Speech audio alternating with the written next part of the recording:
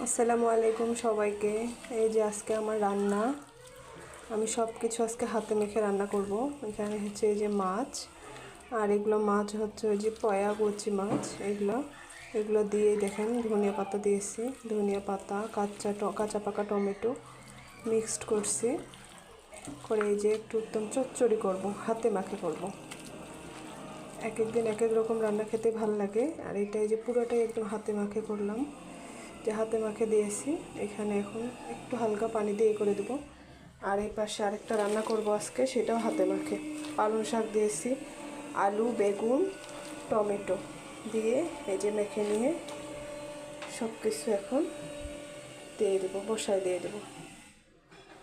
এই একটা রান্না। আর এই যে আমার এটা দেখতে তো এত বেশি ভালো লাগতেছে, খেতে তো মনে হয় আরও বেশি মজা হবে। আমার দেখে মনে হচ্ছে এখনই খেয়ে নেই।